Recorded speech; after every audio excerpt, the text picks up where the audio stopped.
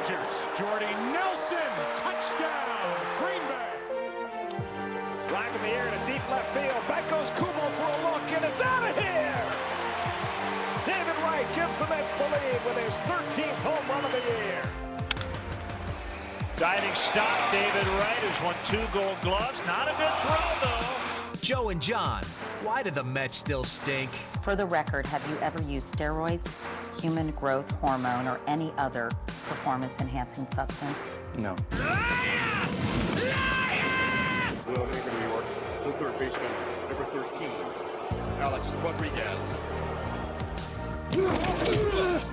Sanchez gets hit, the ball is loose, and it's alive. And then going into the end zone is Steve Gregory. As a professional quarterback, I know there's nothing more embarrassing than running into the ass of a 300-pound lineman. Brady's back. Brady's under pressure. Brady's chased. Brady heaves one down the middle of the field into the end zone. A jump ball, and it's incomplete. And the ball game's over. And the Giants have won Super Bowl 46. This is Sports Central with Joe D and John Franchini on WICR. Sports Central is back here alongside with John Franchini. I'm Joe D. Luckily, there was no snow this morning, and it's actually a Monday, so John knows he knew what time to come in, right on time. I knew what day it was. I think he was just extra excited to be in here to talk about the New York Giants, but we might as well jump into that one. Yes, definitely. The Giants beat your Packers yesterday, if I can just remind you that. Yes, you could remind me. That's fine. I will accept the defeat. We deserve to lose. And Lacy was held to, 24 yards yesterday? 27, but... Oh, might as well have been 24. He didn't do anything. Oh, okay. Tolzien is garbage. Jordy Nelson's probably the best player in your team right now. Well, I mean, we are playing with a third-string quarterback. I can tell. It's evident. Giants defense is becoming... Oh, here we go. The Giants defense is the new steel curtain out there, right? Giants defense is good. They don't get credit for what they do. But let's start off with an orderly recap of the game. All right, so the Giants win their 4th straight. 4th straight after going 0-6. They're now, I think, 1 game back in the loss column with the Dallas Cowboys. They defeated the beloved Green Bay Packers 27-13. The beloved by who? You. By me, of course. But the beloved Green Bay Packers by you and the rest of Wisconsin. That's about it. Oh, please.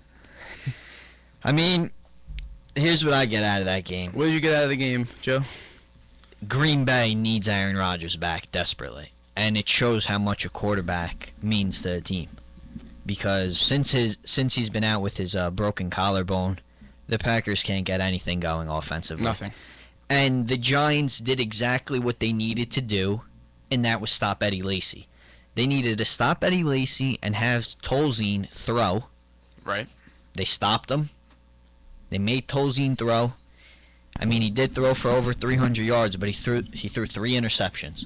Turned the ball over too much. Yeah, one which was returned by JPP in the fourth quarter. That one let me just interrupt you. That one interception was not... I mean, I don't think it was Tolzien's fault. I think it was just JPP. It was being a good play. Freak of an athlete. It was a good play. I mean, it was the same type of interception that Julius Peppers made on Seneca Wallace, I think it was, when Seneca Wallace was playing quarterback for the Packers 2 weeks ago. But nonetheless, the Giants stuck to their game plan, did what they had to do. Right. And Eli Manning probably had what was one of his best games, if not his best game of the year. I mean, week 1 he had a good statistical game, even though coming out off with the loss. But even yesterday's game, but he's not that sharp still. He's still not that sharp, but his completion percentage was 71.4%, which was his highest all season, and he had his second best QB rating, which was 92.4. So right. I mean, it's definitely a step in the right direction. Absolutely. And we did even say it last week, and I remember talking about it, that in order for the Giants to really start being where they should be, Eli Manning needs to continue to play at a higher level. And he's not turning he's still turning the ball over a little bit. I mean, he threw an interception last week. It wasn't, he did throw that interception. Exactly. It wasn't his fault. What was he doing? A lot of miscommunication there with Murphy on that play. You could tell the ball was thrown outside and Murphy moved inside. It was a curl route, and he was supposed to curl and stop. Instead, he's curled, and he started running over towards the middle of the field, and Eli did not want him to do that, and that cost Eli another interception, which was not his fault. But Eli's playing a lot smarter. He's not just, I don't know, slinging, free throwing the ball down the field now, which caused a lot of turnovers in the beginning of the year. And he might be getting more on page with his receivers than he was earlier in the year. But really the story for me, and the reason why the Giants have won 4-0, to be honest, is their defense. And yeah, I think their defense has outplayed a lot of the offense. Obviously, outplayed the offenses of the teams they've beaten in the past 4 games. I mean, they're elite offenses, but they've been playing a lot better. Yeah, I mean, let's not get too far. Let's not get too excited. No, here. they're not They defeated a Green Bay team without Aaron Rodgers, without Jermichael Finley, without Randall Cobb. I mean, those are 3 explosive guys on the offense. But I'm not knocking them. I know, it's fine. But good. Then they played a hobbled Oakland team that came in with Darren McFadden. Did Darren McFadden even play that game? Rashad Jennings played. Okay. Darren McFadden hasn't played in like 3 weeks. Yeah, he's banged up. He's always banged up. And then you played an awful Minnesota team. So I mean, yeah, they're winning games that they should be winning at this point, and it's only helping them that the teams that they're facing are in such bad situations like Green Bay. Right. But again, they're stopping the running backs, elite running backs in this league. They stopped Adrian Peterson because, I mean, Minnesota never had a passing game to begin with the past 2 years, and they've beaten teams where Peterson's rushed for 200 yards or 180 yards, 175 yards, 2 touchdowns every game, and the Giants stopped him. They stopped Eddie Lacy, who leads all rookie running backs in yards this year. And who was Terrell Pryor, who's leading all quarterbacks in rushing yards this year. They stopped him, and everybody knows all the type of quarterbacks in the league now: Kaepernick, Newton, RG3, all the type of running quarterbacks. So I mean, that's a feat in itself. So I mean, I give them credit. Their run stopping D has been very, very good the past month. Yeah, and these last 4 victories really have shown that, and that they could create some turnovers, which they weren't doing in the first 6 games. Right. The other thing that it's impressive with this Giants team is that at 0-6, they could have easily quit. I was quitting on them. I was saying tank for Clowney. Exactly. I mean, you're not the only one. There were plenty of people out there who were already tank for Clowney. But it's pretty impressive how they've been able to stay together as a team. How no one really gave up on each other. And now, in the NFC East division, which is wide open, I mean, Philadelphia is playing well. If I'm worried about anyone right now, I'm worried about Philadelphia and their offense and how they've been playing. Their offense, though, not their defense. But their offense. I mean, Nick Foles isn't making any mistakes right now, and LaShawn McCoy is the best running back in the NFL this season. This season. This season. But Nick Foles, does he have any interceptions? No. I didn't think so. He has 16 touchdowns, no interceptions, which is phenomenal for a guy that's just started playing. That time, his first appearance this season was against the New York Giants. So, I mean, the Eagles are a team to look out for, definitely. But I feel to be successful and to really start win games in the NFL and make a playoff push, you need to have a good defense. And the Eagles do not have a good defense. The way to start winning games is for your defense to win games for you, and then the offense comes second. And that's how I feel the Giants are winning games right now. And I feel they might have, I don't say they'll have a slight edge over the Eagles just because the Eagles have the ability to outscore the Giants, but they're close. And I feel like they have a shot if they play the Eagles. Are they playing the Eagles again? No, I don't think so. They might be. Because the Eagles, the Giants lost to them week. No, they lost to them week 5, and then they won in week 8. Okay, that's so they're done with the them. Second game in their win streak. Right. Yeah, they're done with the Eagles. They're done with the Eagles. But next week is where one of the most, if not the most important game in the Giants season is against Dallas. Absolutely. I mean, this has playoff implication. If they're gonna win this division, they need to win this game. And I think they are gonna win the game because of how, to me, Dallas is just a soap opera. Every year they're a soap opera with Des Bryant, Tony Romo, Jerry Jones, Jason Garrett. It's one after the other.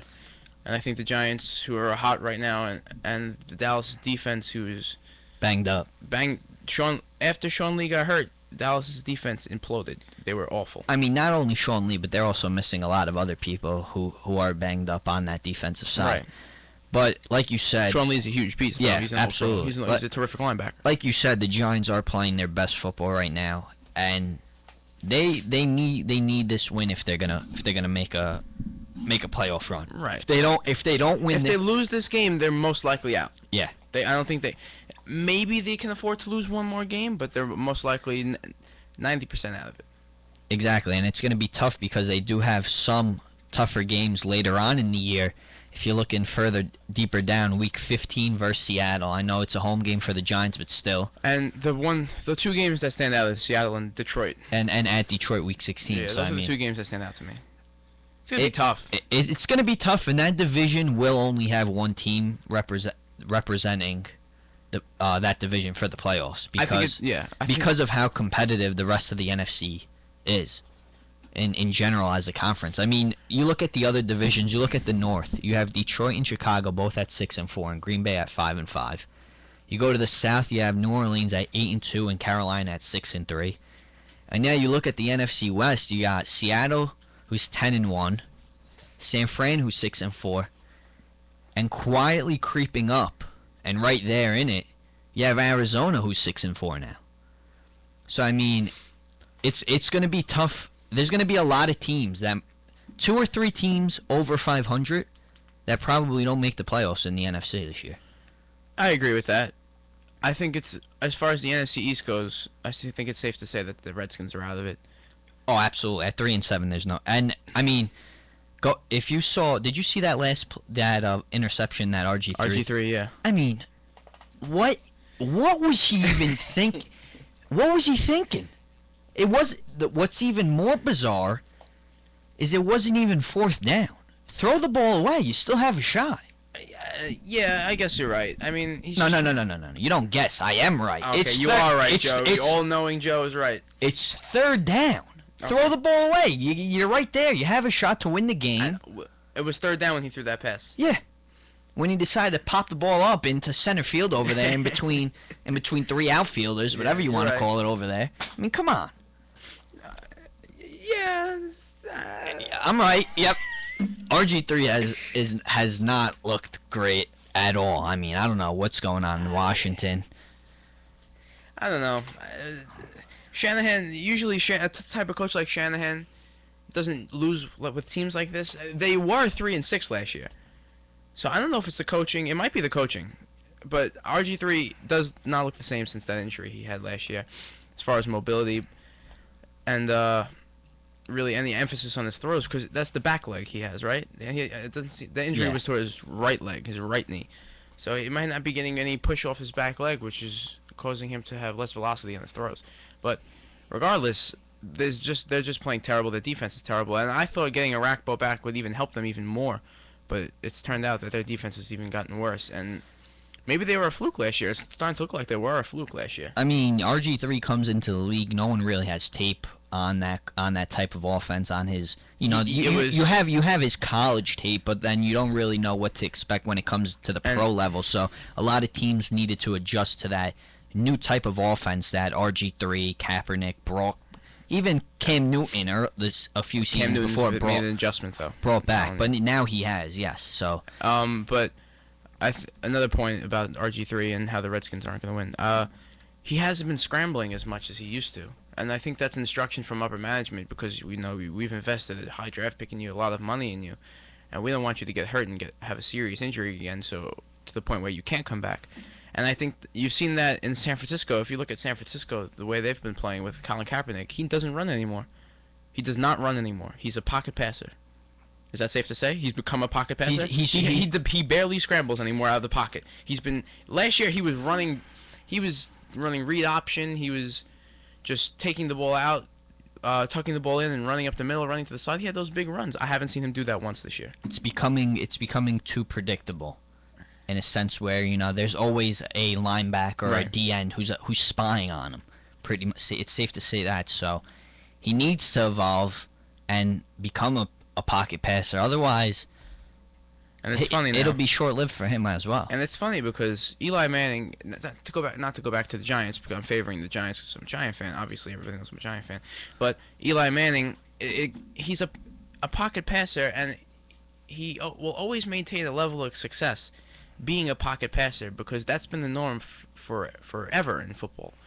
These defenses can adjust easily, I feel, to these scrambling quarterbacks because their obvious strength is to get out of the pocket. They're stronger. Their games are better and stronger when they get out of the pocket. And it's been shown that Eli Manning, he can get out of the pocket. Even he's not really scrambling. He's just getting out. But he can make a throw on the run. But these pocket passes can pick you apart just by standing in the pocket. While these scrambling quarterbacks, such as Kaepernick and RG3, have shown to be uncomfortable while standing in the pocket and not being as effective. So the defensive will just say, hey, let's just keep these guys in the pocket, and we'll let the rest take care of itself. Exactly. You're gonna want those types of quarterbacks to have to beat you with their arm rather than their feet. Which is why I've always been a supporter of the pocket quarterback. And I don't feed into the hype of, well, maybe this is a new way of running an offense in the NFL, and this is how it's going to be from now on. That's not the way it should be. It should be that these pocket passing quarterbacks should be the way a quarterback should pick apart the defense, and it's being shown right now the way Kaepernick and RG3 have been ineffective this year. So next week, the Giants defeat the Cowboys? Yes, I am so confident. The Giants have... From the beginning of the year when the Giants... This is a new team, though. Forget the Giants. This is a new... Tank for Clowney nonsense. Right. This is a new team from that team. No. Yes! You're right. What do you mean, no? I didn't mean no like that. Okay. You're right. David Wilson's not playing. He's not going to fumble the ball, so you don't have to worry about that. Andre Brown is looking terrific. The defense... What the heck are you laughing at? I was waiting for the Brandon Jacobs. He got a touchdown. Didn't he have a touchdown yesterday? Yeah, he punched one in That's from all the you 1 got. yard line. Brandon Jacobs is a truck. He'll take it in against Dallas. He hates Dallas, too. But, I'll say the Giants win by a touchdown. Fair to say. A touchdown. I don't think it'll be that high scoring. I mean, I think it'll be a much different game. The Giants from week defense. one. This guy Beeson's terrific. He's been so terrific. Yeah, for the Giants. he's really changed the attitude, I feel, of the Giants defense. He's in on every play. Beeson and Will Hill have taken the Giants defense to another level. And that's what they needed. That's what they needed. A linebacker that's what they were missing the first 6 weeks. A linebacker and a safety. Well, we're gonna have to see. Next week we'll pretty much decide the season. So I'm very confident. I can't say I'm 100% confident that they'll win, but they have a lot of momentum going. Yeah, everything's going their way. JPP said today there's going to be a lot of blood spilled on the field. Wow. MetLife is going to be rocking. It's going to be a crazy atmosphere. And I don't know if Dallas will be ready for it. Tony Romo has been known to choke on these big stages, and this is a playoff type game. This is a playoff game. This game right here. You've already forgotten about the win against the Packers. Most Giant fans are like, all right, we won yesterday, but now we're already ready for Dallas. And I feel that way. I know a lot of Giant fans feel that way, that they just want Sunday to come here right now, and so they can get a chance to bite at the Dallas Cowboys and get revenge from Week 1. Will you be at the game on Sunday? I wish. I don't have that kind of money to pay for the PSLs and then pay for the parking and pay for the food and then pay for the ticket. I can't afford $1,000 to go to that game and watch it. I'm gonna spend all that money and then just get heartbroken. But I'd rather be heartbroken in my house on your couch, right? Yeah. All right, so we're gonna take our first break of the day. When we come back, we'll talk about Geno Smith and the New York Jets. Oh Jesus, it's pitiful. Let's celebrate the life. Producer L.A. Reid says Houston's music will impact performers for years to come. When you're as great a star as Whitney, when you're the gold standard of singing, you